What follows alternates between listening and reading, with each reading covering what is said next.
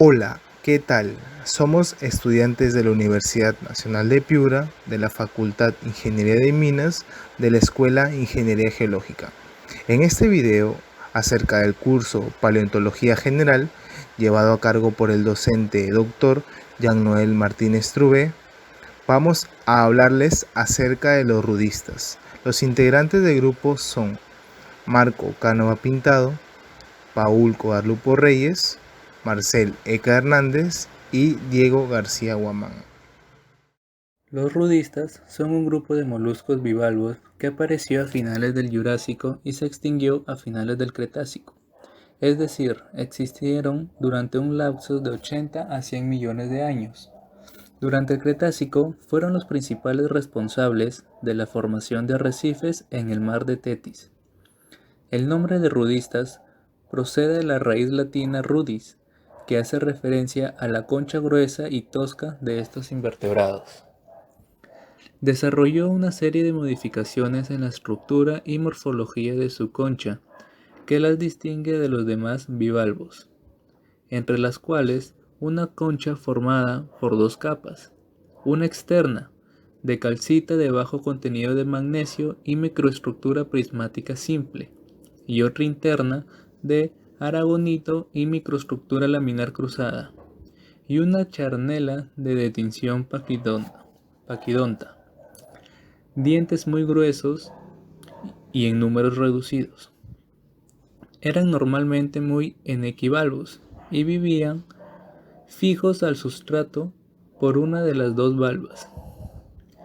Que la valva fija sea a la izquierda o a la derecha se ha utilizado para diferenciar dos grandes grupos o superfamilias de rudistas.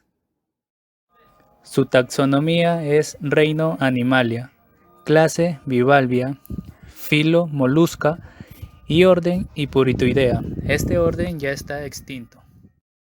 Este orden se dividió en las siguientes familias: Antiocaprinidae, Caprinidae, Caprotinidae, Diceratidae, Hipuritidae, Plagiopichidae, Polyconitidae, Radiolitidae y Requienidae.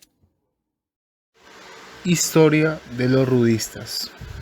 Los fósiles de rudistas fueron descritos por primera vez por Philippe Isidore Picot de La Pérouse en 1781 en Rennes-les-Bains, región de Corbières, Francia, en un lugar conocido como Montaña de los Cuernos.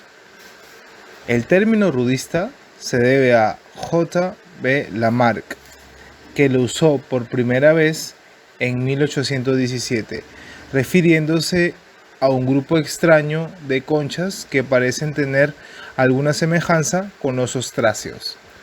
La raíz del término rudis proviene del latín y significa tosco, rudo o rugoso, lo que ilustra muy bien la apariencia de las conchas de los rudistas.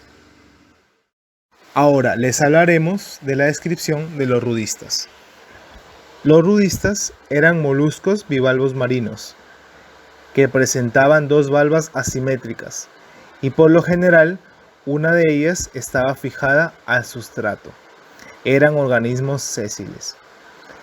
Se trata de un grupo extinto de bivalvos cuyas valvas son muy peculiares. Una tiene forma cónica similar a la de un coral y la otra es plana y actúa como tapadera del cono.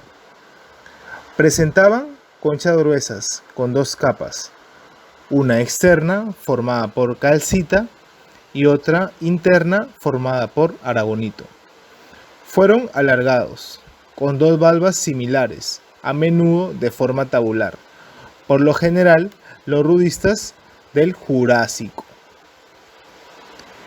Cabe mencionar que los primeros rudistas presentaban enrollamiento en una o ambas valvas, pero a lo largo de la evolución, este enrollamiento tiende a perderse para desarrollarse conchas alargadas.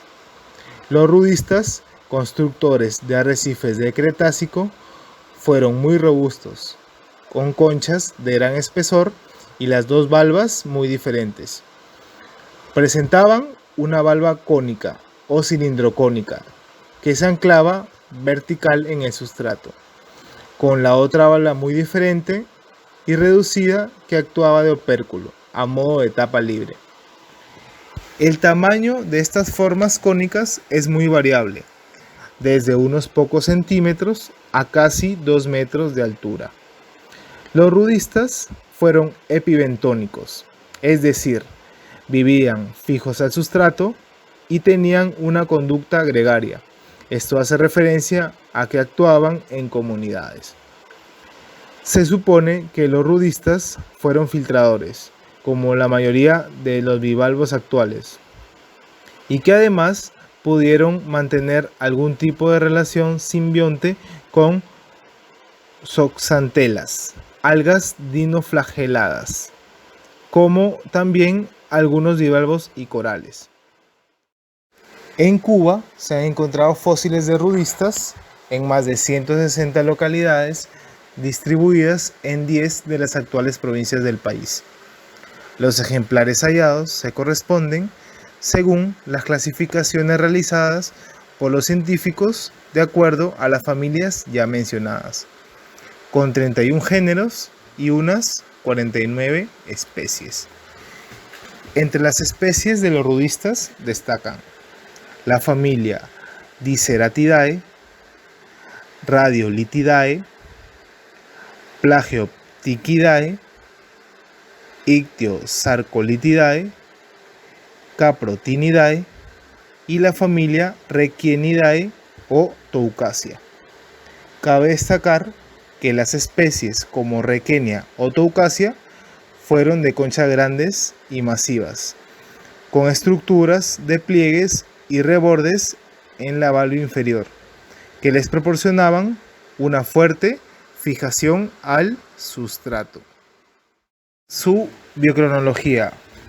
Los fósiles más antiguos atribuidos al orden al que pertenecen los rudistas, que es el orden Hipuritoida, corresponden al oxfordiense, Jurásico tardío, y su desaparición del grupo coincide con la extinción masiva del final del Maastrichtiense, Cretácico tardío. El origen del grupo de los rudistas se encuentran en los dicerátidos, a finales del Jurásico tardío. Los requénidos tuvieron su apogeo a mediados del Cretácico temprano. Los rudistas tuvieron su mayor diversificación durante el Cretácico.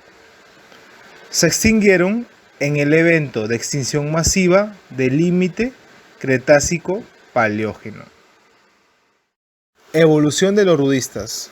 Los rudistas tuvieron una existencia relativamente corta en términos geológicos, de unos 80 a 100 millones de años.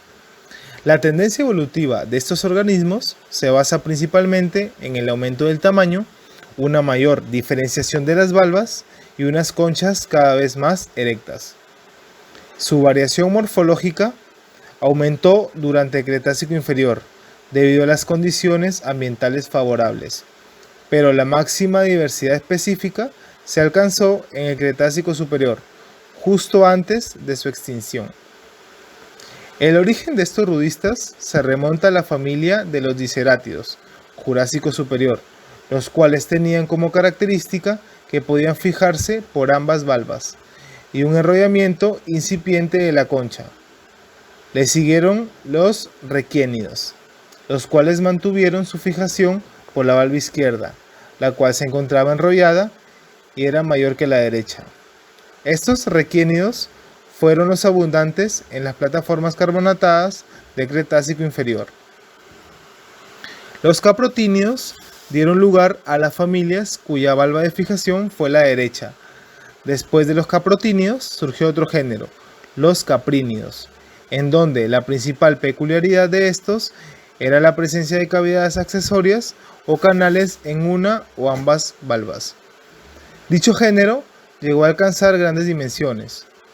Los radiolítidos evolucionaron a partir del Aptiano para convertirse en la familia más diversa en especies. Estos radiolítidos contaban con conchas cónicas y una ornamentación similar a láminas. Por último, se encuentran los hipurítidos. Dicho género fue el principal en el Cretácico superior. Tenían una concha similar a un cono o cilindro, con una notoria diferencia en las valvas, una plana y una cónica, así como una ornamentación a base de costilla.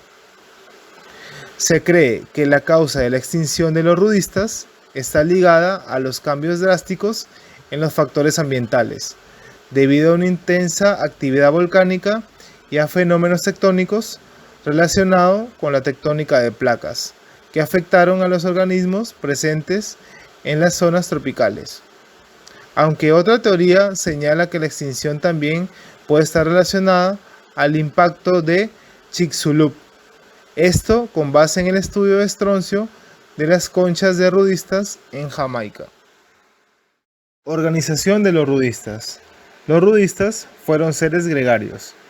Esto hace referencia a que seguían una tendencia a vivir en colonias o grupos, en donde había una interacción de sus conchas formando un contacto entre ellos, aunque también podrían crecer como individuos solitarios. Estos organismos vivieron en ambientes sometidos a corrientes moderadas, por lo tanto podían vivir parcialmente sepultados en el sedimento, es decir, eran epibentónicos. Los rudistas, que aparecen en su posición original de crecimiento, se pueden organizar de la siguiente manera: individuos aislados, racimo o bouquet, grupo o clúster, macizo o thicket, el cual está formado por cientos de individuos y normalmente sin enrollamiento. Se encuentran agrupados juntos en varias generaciones. Facies de rudistas. ¿Qué es facies? Facies describe la parte externa, digámoslo así, la cara del objeto. Según Sestari y Sartori, que eran unos paleontólogos, ellos escribieron acerca de un libro de los rudistas y sus facies, donde describen una clasificación, la cual se basa en sucesos que dieron origen al afloramiento de estos o en el subsuelo. Hablan de cómo llegaron a la superficie o cómo se quedaron en el subsuelo, ¿no? El por qué. Y datan, consideran todo lo que son los climas, las condiciones en cómo se conservaron estos organismos. Pero no toman en cuenta la edad, ¿no? En la primera clasificación tenemos los rodistas. Facies de rodistas en su posición de crecimiento original. ¿Cuál es su posición de crecimiento original? Habla aquí sobre que estos se quedan verticalmente y van creciendo. O sea, se encuentran aislados, dispersos o empaquetados, pero se encuentran en su posición de crecimiento, la cual es una posición vertical.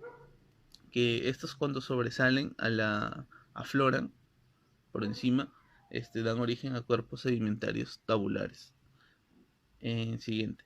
En el siguiente clasificación tenemos a fácil de rodistas que no se encuentran en su posición original. Estos han sido modificados por movimientos tectónicos, los cuales se encuentran tal igual como, como, como si estuvieran en su posición original. O sea, no se modifican, no sé cómo se llama, no, no se modifican su estructura interna. Solamente estos se transportan y son movidos ya no horizontal, sino verticalmente por fuerzas asociadas a la gravedad, a corrientes, olas, tormentas. Pero en esta fase se caracterizan a varias clases de montículos de rodistas, incluyendo los montículos típicos caprínidos. Tercera clasificación: fácil de rodistas o fácil de rodistas fragmentados. Básicamente se encuentra definida en este caso por depósitos bioclásticos de rudistas. Los ambientes característicos de estas fases alcanzan niveles elaborados mecánica por mecánica, abrasión o redondeo. Por lo general estos se encuentran distantes, o sea, al igual han tenido han sufrido el proceso de transporte por por diferentes métodos, olas, tormentas, eh, flujos, y han sido fragmentados y se encuentran pues muy lejanos de su posición de origen, ¿no? La distribución estratigráfica. La bioestratigrafía estudia la distribución de los fósiles en el registro estratigráfico. Por eso es que hablamos de bioestratigrafía, ¿no? Y rige la clasificación de los cuerpos de la roca en unidades bioestratigráficas con base según su contenido fósil. En este caso, se utilizan los fósiles como herramienta para caracterizar más fácil, ¿no?, los estratos de diferentes regiones. A estas divisiones se les conoce como biozonas. ¿Y qué es una biozona? Biozona es un conjunto de rocas sedimentarias que están caracterizadas por fósiles de cierto taxón. ¿Qué significa cuando estoy hablando de cierto taxón? Simplemente que son microorganismos de la misma especie, ¿no? Ahora, existen distintos tipos de biozonas. En este caso, biozona de conjunto. Biozona de conjunto está representada, ¿no?, por un conjunto de taxones, los cuales forman una agrupación que tiene cierta diferencia de los estratos antiguos. Ahora, biozona de intervalo. Está definida, esta es como que el primer grupo de taxón con y la primera aparición del taxón siguiente. Hay como que un intervalo entre el primer taxón y la primera aparición del segundo taxón. Existe un intervalo donde hay carencia de organismos, o sea, hay un hay, es como que se pausa, ¿no?, el por qué hay una carencia, pero existe esa carencia de organismos entre la aparición del primer taxón y la aparición del segundo taxón. Por eso es que se llama biozona de intervalos. Biozona de apogeo. Esta se caracteriza porque es una máxima abundancia de un determinado taxón, o sea, es demasiado, en ciertos estratos y no por la extensión total.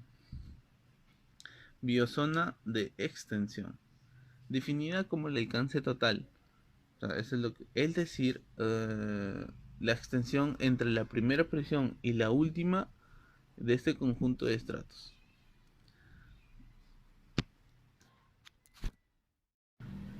Paleobioestratigrafía.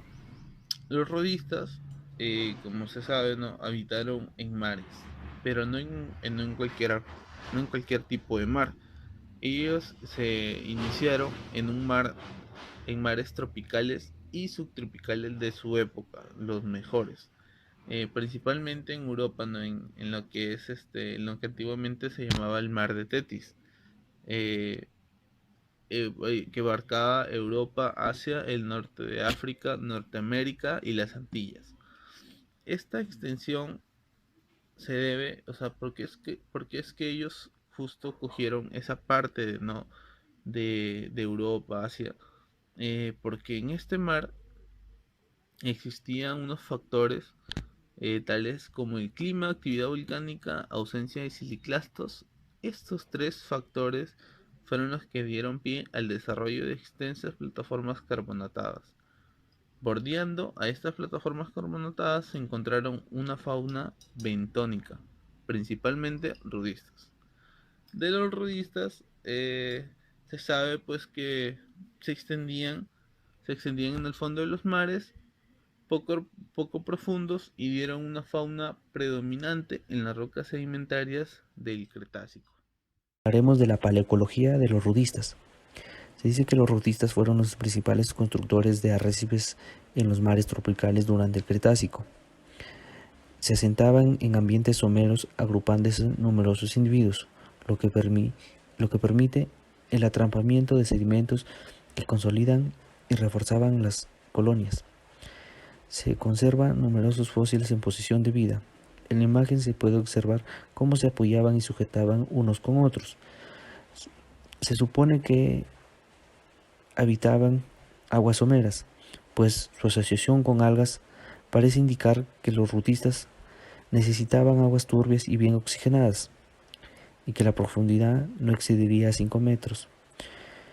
¿Por qué? Porque estarían expuestas a condiciones de quedar en el aire durante las mareas vivas. El éxito de los rudistas se dice que fue desplazar a los corales. Fue debido en parte a la mayor temperatura y salinidad de los mares durante el Cretácico. La evolución de los arrecifes. Los arrecifes han ido evolucionando a lo largo del tiempo, tanto en los constructores principales como el tipo de medio en que se han desarrollado. Durante la mayor parte del tiempo geológico, las bioconstrucciones han sido generadas por microbios o por agrupaciones de invertebrados esparcidos en el sedimento. Durante el Ordovícico hacen aparición las esponjas, pero principalmente los estramatoporideos y corales, los cuales tienen su máxima expansión en el Silúrico y Devónico, donde formaron armazones rígidos similares a los arrecifes de coral actuales. En el Carbonífero y Pérmico. En el Carbonífero y Pérmico las construcciones son esencialmente de microbios, algas, crinoideos, briosos y braquiópodos. Esto debido a la extinción de masa final del Devónico, la cual provocó escasez de comunidades de invertebrados y con esto ausencia de armazones rígidos. Durante el Triásico y Jurásico. ¿Qué predominan donde el Triásico y Jurásico? Son las algas y esponjas.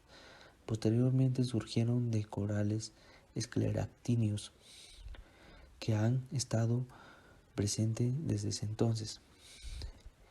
En el Cretácico